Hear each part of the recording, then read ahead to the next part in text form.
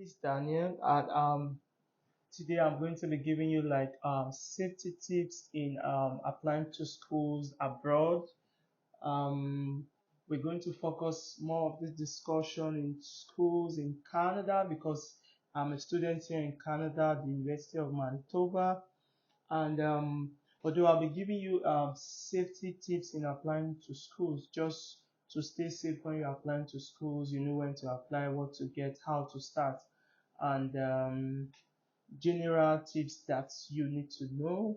So if you subscribe to the channel, thank you. If you yet to subscribe, please try and hit the like button, subscribe, share, and comment below. And if there's any video you'd like me to do, whatever question you ask, just feel free to drop it at the comment section and I'll attend to it as time goes on by doing maybe another video to answer your questions. So I'm going to start with um, basic requirement. Let's say, for example, you are looking at trying to apply for schools like in the US, in Canada, in UK, or any other part.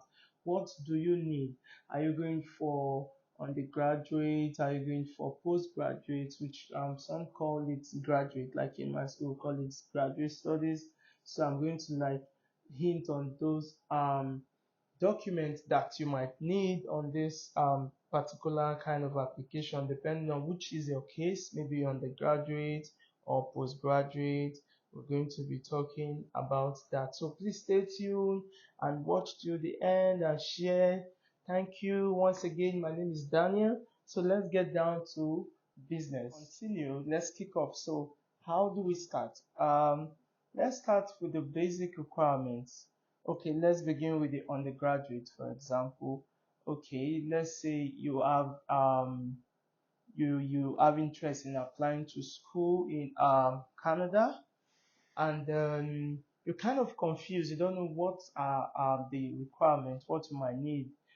The first thing you may like to do is to like go look out on the school website. Let's say you're interested in applying. I'm going to be using my school as an example.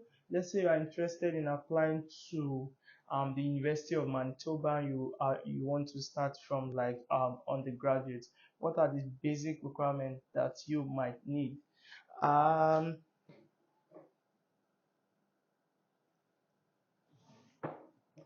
okay, so the first thing you might need to do is to like go check if the university you're trying to apply for. Let's say you're trying to apply to the University of Manitoba, my school, for example. You go to the website because most of the things you are going to be doing when applying to schools online, or even for your visa when you have the admission and you want to go for your visa, everything is going to be done online. You are going to be submitting major part of your application, or even almost everything. You're going to be doing that online.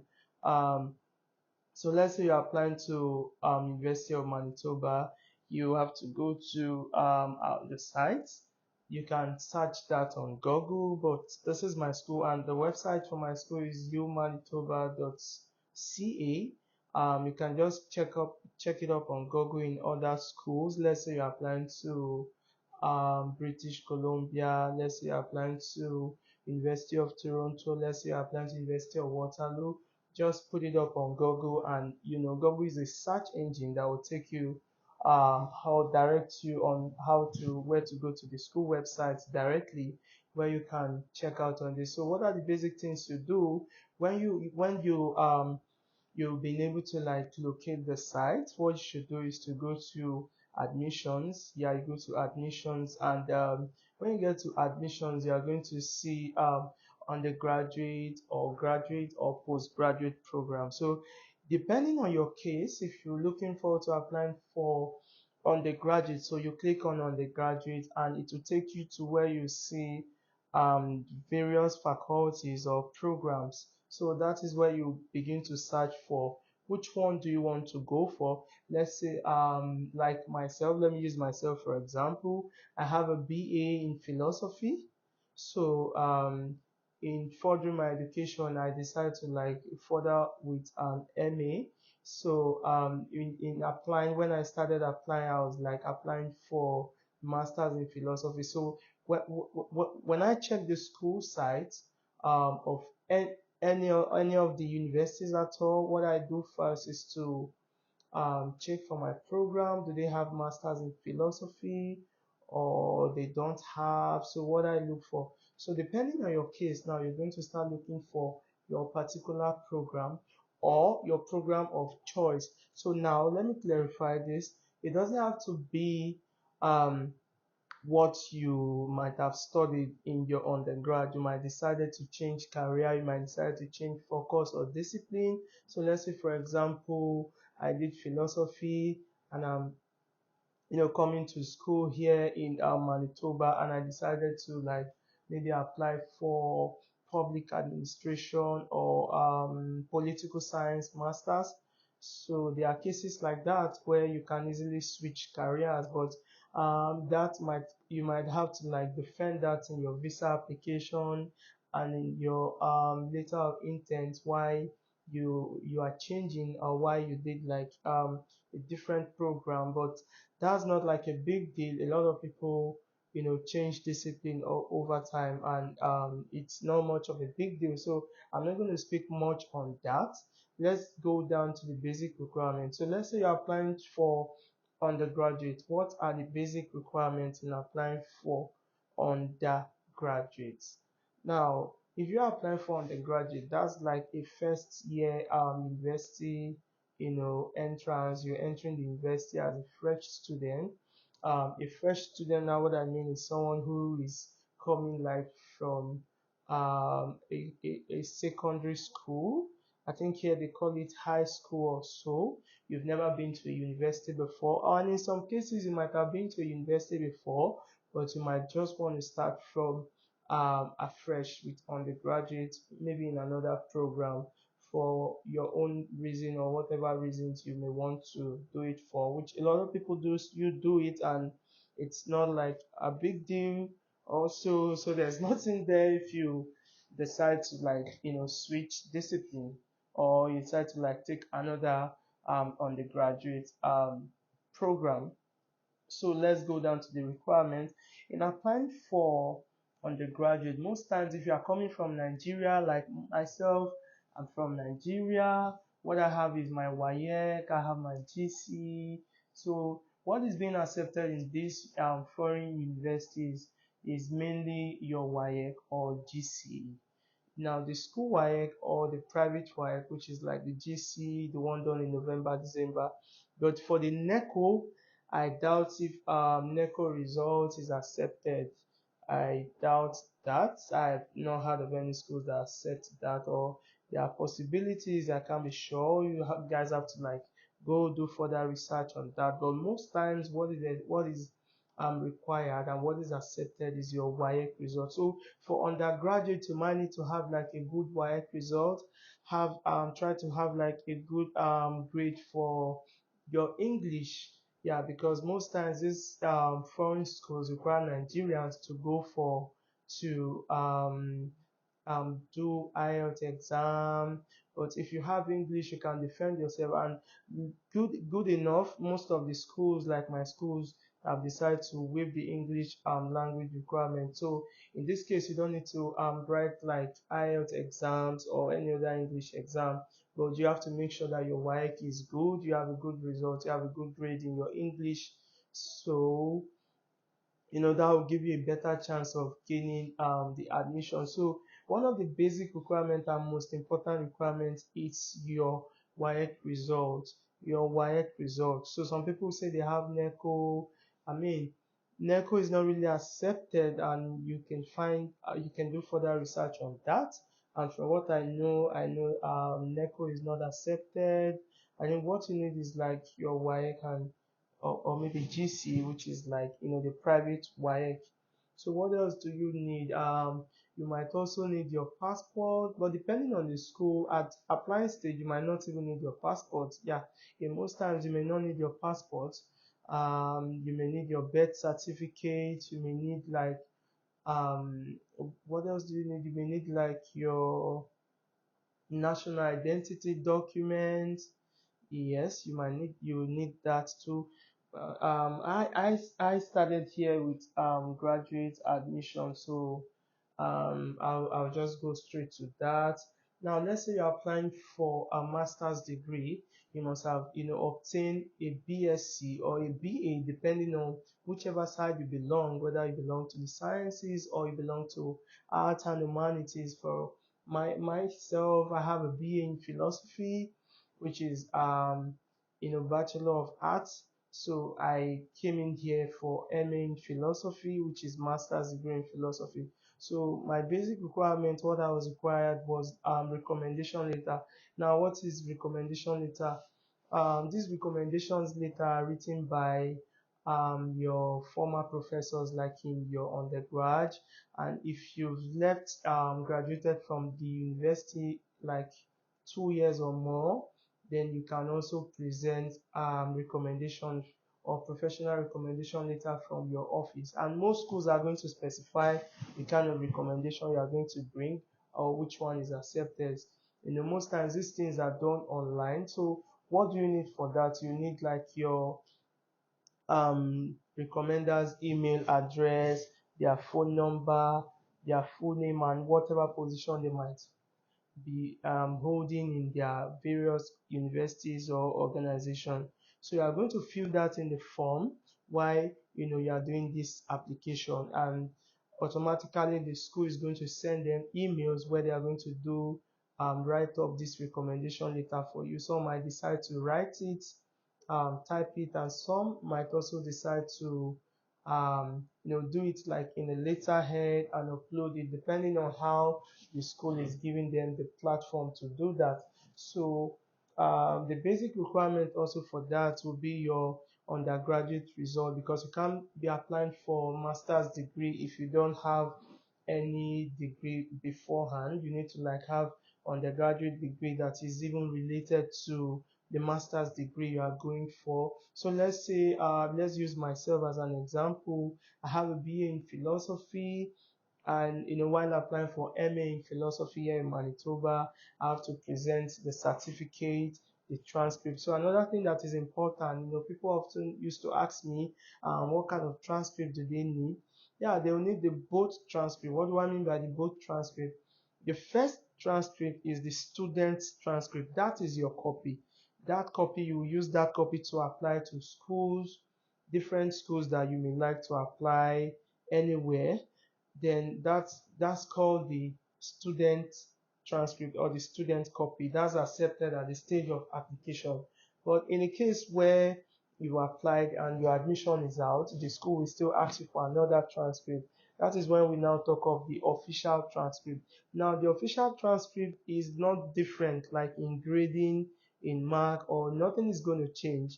But the official transcript is going to be sealed and sent to the school directly. So how do you get your official transcript? You have to go to your university, apply for it, and most times they are going to give you it to be sealed with the school sign and design seal stuff like that. It's going to be sealed.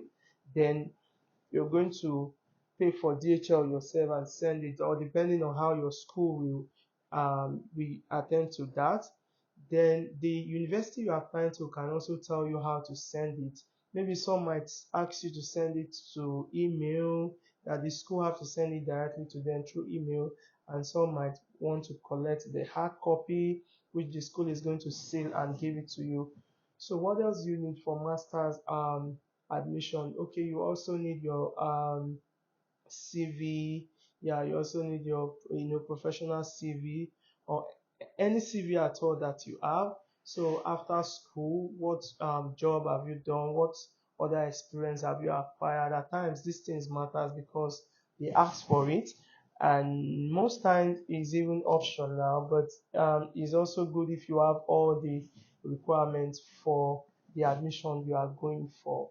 So in my case, I think I kind of dropped a CV. Yeah, I added a CV to my application, and I added some stuff because I know that the admission process is not just based on one the judgment doesn't come from one place. Like let's just say your certificate, it also comes from different places too. Okay, like you've left school like 2 years. What have you been doing in the 2 years? You know, So it's going to be like a process that is not, arrive at one stage. They are going to like pick from different angles. So what have you been doing after school? Let's say you've left school like 3 years back. What have you been doing? Where have you worked? What experience do you have? What other requirements? What professional trainings have you attended? What workshop? These are going to also add up to your chances of gaining admission in the school. So you also need your statement of purpose, or some we call it statement of intent. I think it's the same thing. If I'm not making a mistake, it's the same thing. So statement of intent most times is to tell them why you're applying to that school, introduce yourself basically, what are your passions, what are your future career goals, where do you see yourself after you might have studied this program, or how will this program influence your life? How will this program, improve your life? Why are you applying to this particular program, or why are you even applying to the school? So here you are going to, kind of put this into what you are going to discuss in your statement of intent. And most times the school is going to ask a particular question like, while you're applying, where do you see yourself? What do you intend to achieve with the degree you're applying for if you are eventually given the chance to, be admitted and, study in the school and graduate with that particular certificate? So I've mentioned transcript, very important. And I'm going to give this honest advice before you go to apply to schools abroad. These are basic requirements like your certificates, your transcript. Make sure you have it already. You scan this thing and have it in your email or in your laptop. Just save it, because it's better you have everything before you start, so you don't start and you just started applying to your schools and they are delaying you. Most schools in Nigeria is going to delay your they are going to delay your transcript, and some takes like 3 months, 4 months before you get your student transcript. So most times I advise people, if you are I'm planning to apply for schools like abroad, you want to apply for school like next year rather, you have to like start early this year. You have to like start doing your own basic investigation, your own findings. What do you need?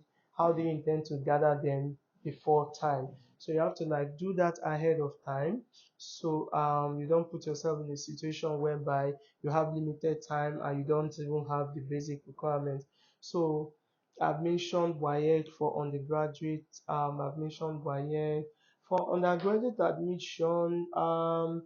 There is very little requirement because it has only really not done anything like that. So, but if you are going for masters, you may need to show your CV. You may need to show um letters of recommendation, which I'm not sure for undergraduate most times, but for graduate, you might need to show at least two or three. So it can even be mixed. You can have like two from your university professors who have taught you, or it doesn't have to be professors. What I mean by professors can just be like your lecturer who have taught you before, who can speak, good, write something good about you to recommend you that okay, you are a good person, you law abiding student, you're a good student, he has taught you, you can cope anywhere, you can study, you are dedicated, you are hardworking, something good, something that will speak well of you. So you might need to get like maybe two, depending on the program you are applying for. Some might ask for two, some might ask for three, and you might need to like maybe get from your institution where you must have done your undergraduate admission, and also you might also need to get from maybe your workplace. If it's the case that you've graduated like 2 years or more, you can get that too. And most times the school are they are going to tell you where or who can give you a recommendation letter. Yeah, so those are the basic requirements you need. So also very important to have it in mind that when applying to school, you have to like pay for your application fee. So most schools in Canada have this application fee that ranges from I think between 100 to 150 Canadian dollars. So you are going to you have to put that in mind that when you're applying to these schools, you have to, pay this application fee, because most schools in Canada will not waive this fee for you, unlike the US or UK. So most of these schools can waive it for you. Although one of the things I noticed about admission in the US and Canada is that it's very difficult to gain admission in the US, and it's easier to gain admission in Canada, but they are not going to waive your fee. Yeah, they are not likely to waive the application fee. So most times you have to put that in mind, that you need to have the required application fee, which I just said is between 100 to 150 Canadian dollars. I don't know if there are schools that charges more than that, but it is possible. You have to do your research when you are applying to school. You have to be dedicated and have time for these things, and put all your effort to make sure these things work out well for you. So you might even need to apply to like 2 or 3 schools. You don't have to like focus on just one side or even just one program. You might decide to, in some schools they give you the opportunity to apply to like, different program in the same school. So have that in mind, that you need your application fee, which I said is between 100 to 150.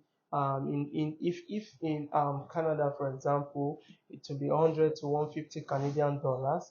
Then you need your certificate, you need your transcript, which is your student transcript at the application stage. This is what you need, your student transcript. So all these documents, you should have it scanned. You might also need like your birth certificate. You might also need like your passport or your national documents like your NIN. Now, most schools will have different requirements. It's going to vary from stage to stage. Maybe at the first stage, you might just need your maybe your WAEC result, your undergraduate certificate, your transcript, statement of results. All those things are good, and I also advise, since we're hoping that most of the schools will also waive the English exam. This exam is expensive, and I think is about um 80 to 100,000 in naira when you're applying, when you're trying to register for IELTS. So if you are looking forward to this, most of these schools to waive it, most because some of them are still yet to waive this English exam. Try to have like a good English grade. Try to have like a good grade, not just in English, maybe in your WAEC result that you'll be using to apply. And for masters, like I said, you need maybe you still need like your WAEC results, you need like your undergraduate certificate, you also need your transcript, and in some cases you might need your statement of results. Then you need your CV. You also need to get your recommender's email address, phone number, and you have to know their specific role they play in their organization. For example, let's say I'm applying to school now, and I'm putting the name of my former HOD in UI, where I finished from the graduate that have taught me. So I would like maybe put it like maybe HOD or former HOD, who is it to you, former HOD and lecturer, you know. So you need to have their email, you need to have their phone number. Now, this is why you should try to keep good relationship with your past lecturers. So it doesn't have to be like, oh, because you're applying to school now, you started calling them or you started looking for their phone number. So if you are looking forward to apply to schools abroad and you think that, oh, you just leave Nigeria, you just leave the school. No, no, no. Try to establish a relationship with these people so that when you need them to give you this letter of recommendation to schools to help you in your admission process, they are going to be willing to help you. So also for your passport, I know that in Nigeria to get your passport now is not like easy, because mine took me like 1 year. So I advise anybody that would like to apply to schools. Let's say for example you are looking forward to apply to schools then next year. Don't wait for next year before you start gathering your documents. For example, your passport. It's better you start on time, so you get these things on time. You get them quick when you need them. you have it handy, you have it, every document scan, your certificate, your transcript, and also you might need to get letter of English proficiency. Yeah, because I kind of applied to my school then, and I think I got, yeah, and I think it took me like a month or maybe 2 weeks to 1 month, and I got my from UI. I finished from UI. So what letter of English proficiency is just going to state is that it's going to like introduce you, it's going to introduce you as a student of that school, a former student, and the language of thought or instruction is in English. So now this also, raise your chances of gaining admission. It shows that okay, you you are versed in English, you can, listen, communicate in English, which means it's pass a message to the schools abroad you're applying to, that okay, this guy know English, or this person can speak and understand English, which is also added advantage to you. And maybe you're a sports person, maybe you play, one form of sport or the other for your university back then, or maybe for your local community, and you have award certificate. These things are also going to help you in gaining admission too, because most of these international schools, they have like a school team and they play with like with other schools. So let's say you are coming in and you are into let's say rugby, and you're a good player. Like I have a friend that plays rugby in Nigeria and is a good player. Now, for that kind of person, now it gives you like an upper hand in applying to schools if you have, awards that you can show.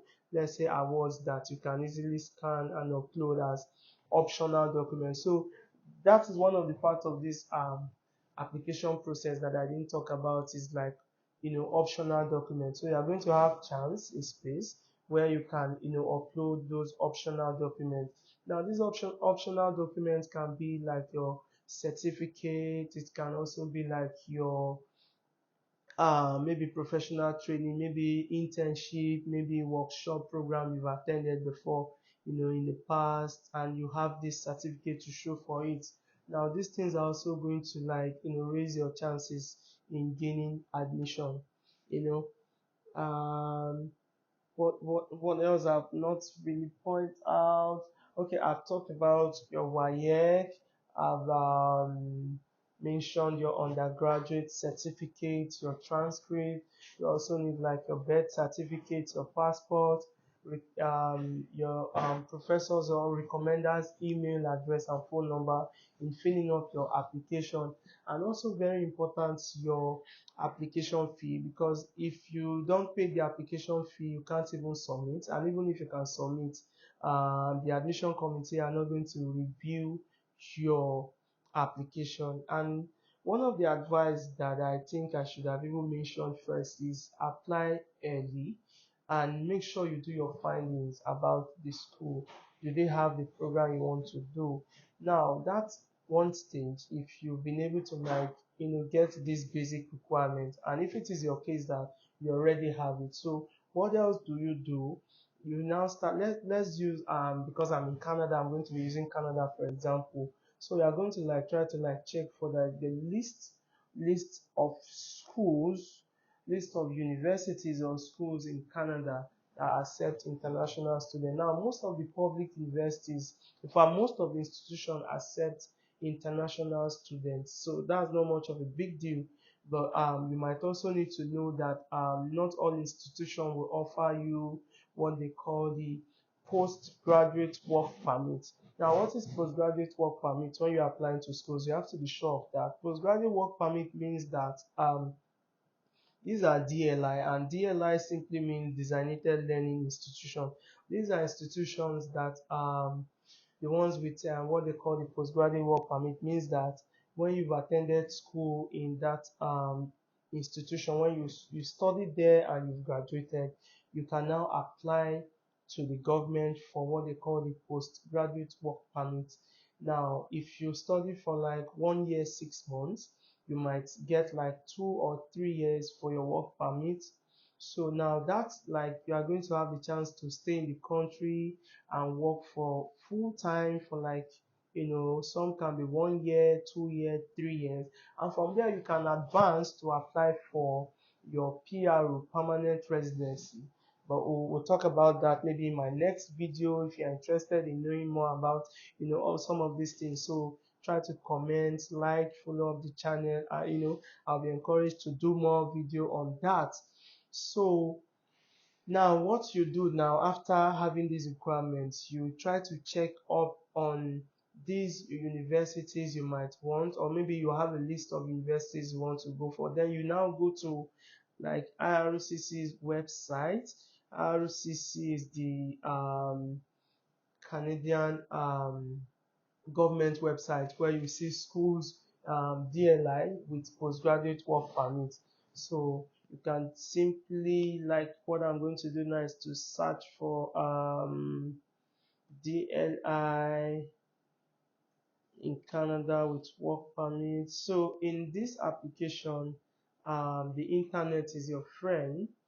The internet is your friend. So let's say I'm going to search for just random search on the internet, DLI in Canada with work permit, with DLI in Canada.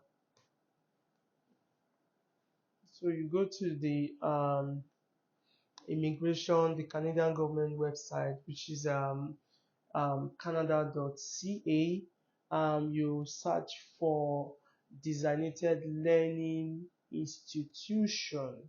So when you get to that place, you see post graduation work permit.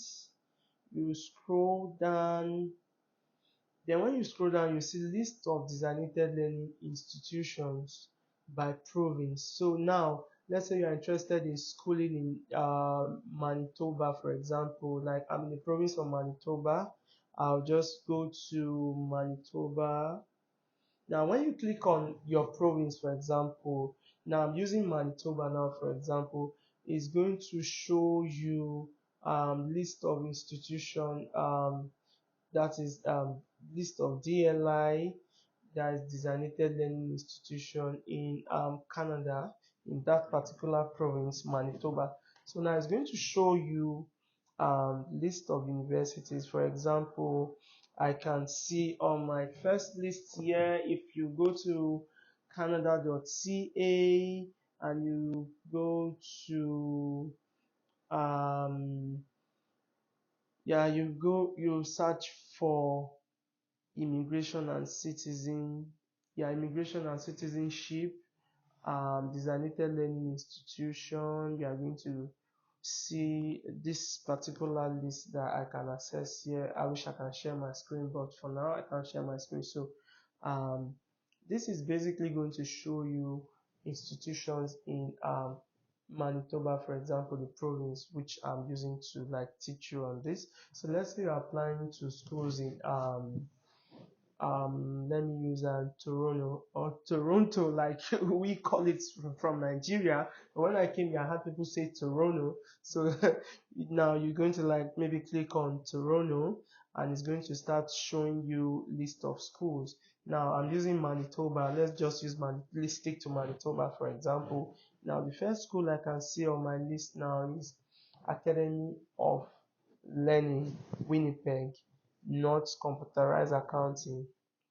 Now, what is going to show you the DLI number, which most of them will start from 0. It's going to show you the city, Winnipeg. This is Winnipeg, campus is in Winnipeg. Then at the last part of it, you see offers postgraduate work permit at the top, and you'll see the answer either yes or no. And in the cases, you see some details. So you have to like click on that details to explain better. Maybe some programs will give you the chance to get the postgraduate work permit or not. So there is going to be better explanation for that. So what I can see on my list, I can also see on the second line, I can see Air Drill Limited. I can see Assiniboine Community College.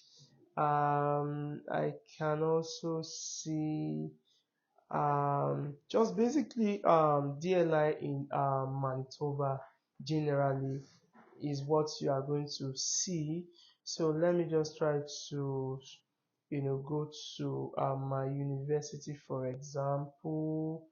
Okay, let me even hint on this. There is other institution that might not carries the name of university, but they are also DLI, and some of them might also offers you the postgraduate work permit, and some might not offer it. But most times it deals with the universities, and most times the public universities, like for example standard universities like University of Manitoba, University of Winnipeg. These are universities that are standard. They are, public universities that, for almost all the programs, they offer you the postgraduate work permit after you must have graduated, you know. Then we also have, let me hint on this, we have Manitoba Institute of Trade and Technology. Now, Manitoba Institute of Trade and Technology is like you learn trade and technology just like the name sounds, so it doesn't have to carry like university on it. So they also offer you this postgraduate work permit after you must have graduated, and you just basically see a list. Now, this is just like a guide. Let's say you're applying to a school in Toronto, for example, or Toronto, like you might use that too. You just choose your province at the top where you have the designated learning institution, and you just have to scroll and look for your institution. So let me just scroll. Let me go to like another province. Let's me. Okay, so which province do I click on? Okay, let me go to British Columbia, for example. Now I've clicked on British Columbia. The first school I'm seeing on the list is Ace Community College, and it says City Sorel. Then it says offers postgraduate work permit. What is the answer? No. So this institution don't offer postgraduate work permit. So now, why is this important? This is important because if you are looking forward to coming here to Canada to study and to have the opportunity to like stay after you've graduated to work for like 1 2 years, then maybe proceed to applying for your PRO. You have to take this very serious, so you don't have to like just come here and study, and after your study you have to like go back to your country, because that is what this is going to do for you. Now, if you obtain admission in these universities or this institution, for example, and they don't offer postgraduate work permits, you are just going to come here, study, and when you study you won't be able to apply or get this postgraduate work permit, so you have to like go back to your country, which I believe is not the aim of a whole lot of us. Yeah, so you are going to look out for this. So let's say you have like a list of universities you might want to like apply for. You've been you know having this thought in your mind that okay, this is the list you have. You can easily come to this place and look out for them on the website, canada.ca, where you have to like look out for this institution, and do your search if they have this postgraduate work permit, so you don't just gain admission to schools and you start coming, because some people don't know these things. They think that all the universities or all the institution or colleges will offer you postgraduate work permit. No, it is wrong. It is wrong to have it like that. You have to like come, search for it, make sure they offer postgraduate work permit, so you won't waste your time study here and you have to like go back to your country. So that is a very important factor. So after you must have checked and you okay with the institution, and you find out that okay, you've seen it that okay, this school offer postgraduate work permit, then you can now proceed to applying, which like I said, you must have gotten like your requirement or your basic requirement. So if you are now checking on the schools, you go to the website, you are going to like see um, requirement that might be specific to your own kind of discipline or the discipline you might want to be applying to. Let's say you're applying to um, Masters of Public Administration, for example. They might tell you to bring to just submit just two recommendation letters, or they might tell you to just submit one or three. Then you can be applying to another program. They can tell you, they might not even ask you for um, letter or recommendation letter, but all the same, these are just like the basic requirements. So just a rundown of what I've said: you need like your previous educational certificates that you must have acquired before you are trying to like proceed to the new one you want to do. Then you also need like your statement of intent. Most times they tell you how many words, maybe like 500 or 1000. I don't think it's more than 500 or 1000. So they tell you what you should write about. Maybe they'll ask you your interest, why are you interested in the program, or why are you applying to the school, or what do you intend to achieve after the program. So this might just basically be about you. It might just be about your passion to this particular program, or your experience or your background. How does this connect? What is the makeup? How does it make sense? So you have to like write to like write something reasonable, something logical, something that will make sense, and we also raise your chances in the admission process. So I also mentioned that you should apply early. I believe in most cases people are being turned down, not offered admission because they are applying late, and there are a whole lot of students applying to maybe that particular program, and you are applying late. You already ruined your chances of gaining admission. So in this way, you want to avoid this kind of situation. That's why I say this is like a basic step in applying to school. You have to do your findings early. Let's say you want to start next year, then you have to like begin this year to start doing your findings. Go to the site, check online, what do they need, what's the acceptance rate for this institution, how many of them do you have. Don't just have like a list for just one institution.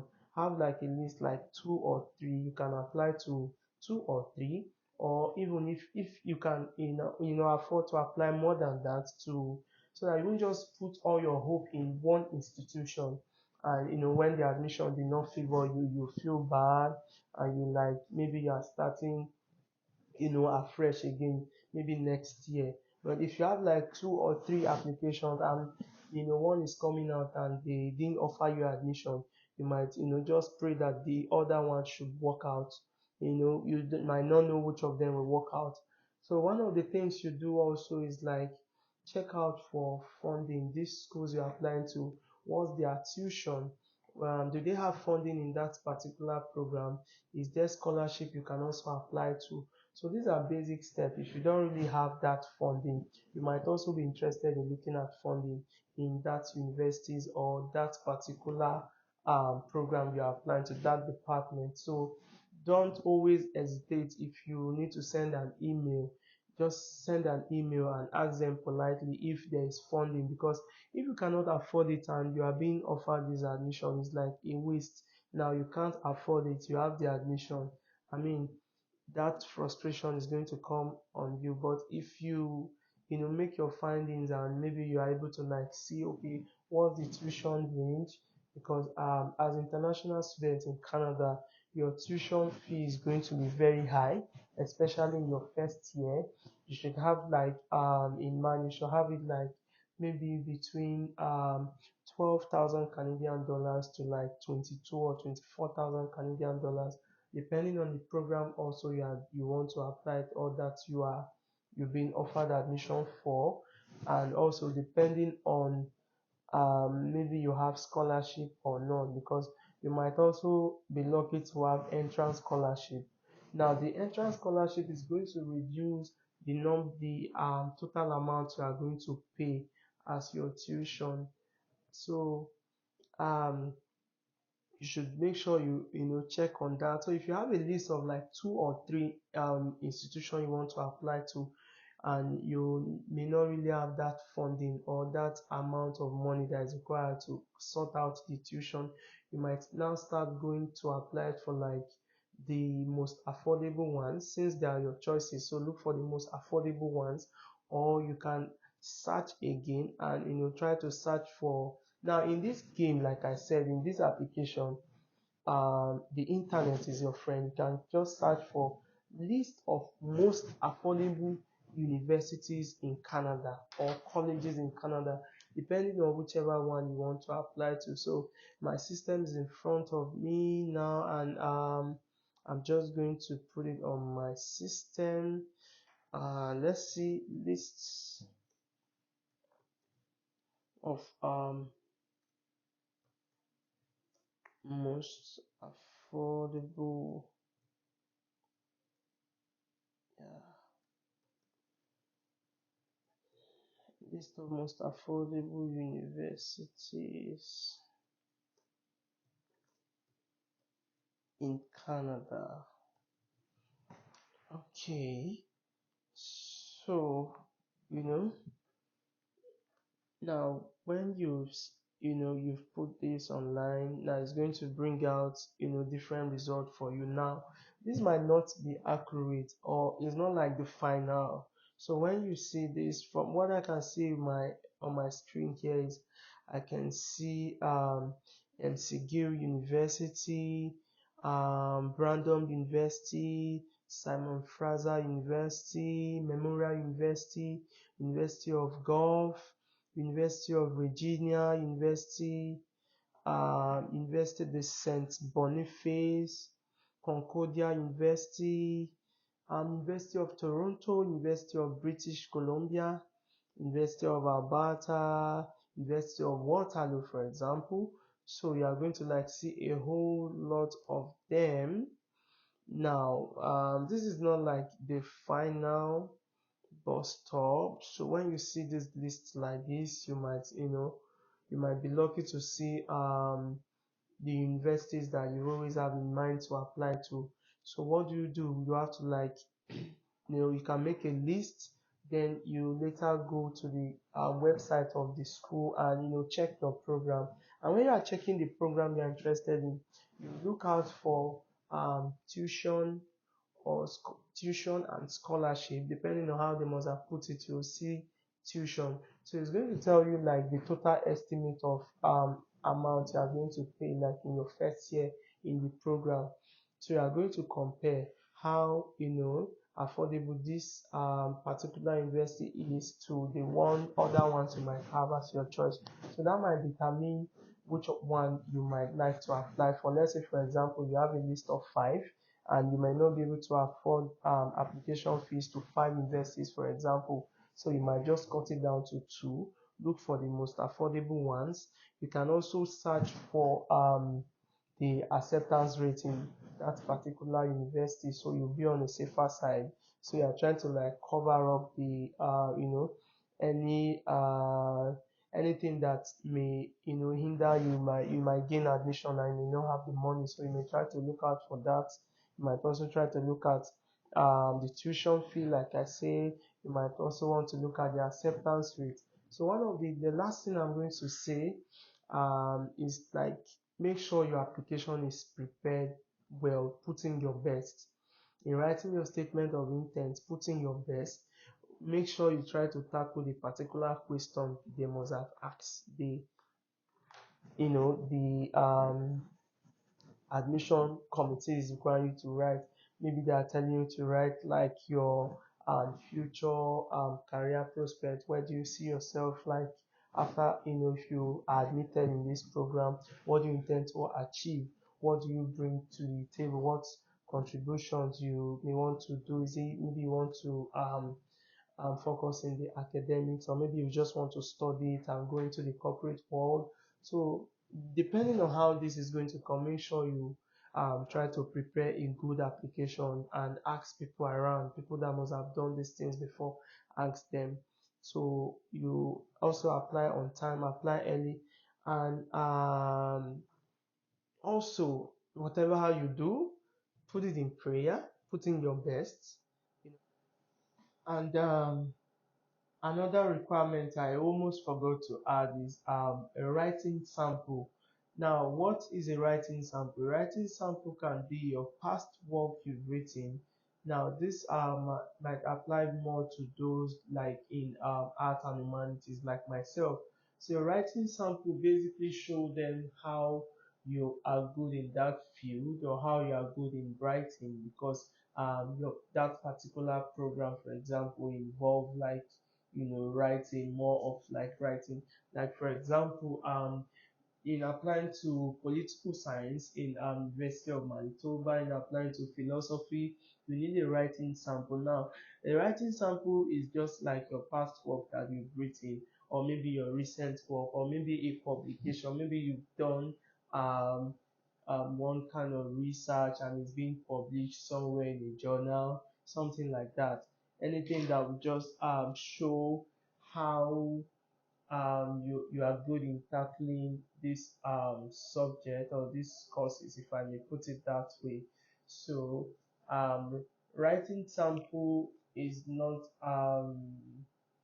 it's not a requirement to joke with. Like I almost forgot to add, it is also important that you try to like if at all you're going to write one or if you have one, just make sure it's being done well. There's no grammatical error, and you hinting on something that will also boost your chances of gaining the admission. So writing sample is basically your past work. They want to know how you are good in tackling maybe topics in that particular field, or it might not even be that particular field. It might just be general discussion, or it might just be a general topic you decide to talk about. Just basically how you can put things into argument. So um, try also to have a writing samples, and in some cases too, in applying for master's admissions, you might need to have like a research sample or a research proposal. Now, this is not like compulsory. In most cases that I've seen, it's kind of optional, or except if that particular field is based more on a research, and maybe the committee must have said that, oh, any student applying must have like a research that they intend to do. So what they'll ask you now is like you giving them like a research proposal of, okay, fine, if you are admitted into this master's program, this is the research topic or research area you are interested in. So writing sample is also important, yeah, especially if you are in art and humanities like me, because it deals more with writing. Some even call them faculty of matter, so it deals more with writing. So the writing sample is important, and most times it's about I think maximum of 15 pages or so, and some schools or some programs specify the amount of pages for the writing sample. So it can be very short, and when it's making sense and you are really bringing out good and reasonable arguments, that also helps you in your admission process. So have it in mind that writing sample is your past work, or your present work is just your work. It can be past work, it can be present work, it can also be publication. Maybe you've published, or maybe your work is online, so you can also give try to submit these writing samples to the past part of your application. So in a summary, you need your application fee, you need your CV, your statement of result, or your certificate. Not all, you need your certificates. Yeah, most especially your certificate and transcript. Those two documents are like the top documents you need in this application for admission. Your transcript is very, very important. Your transcript, your certificate, you also need them, and your application fee. I think I've said that earlier.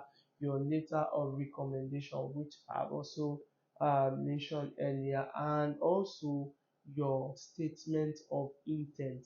So in applying for this, don't just do it casually. Put in your best, put in your very best in applying for this admission.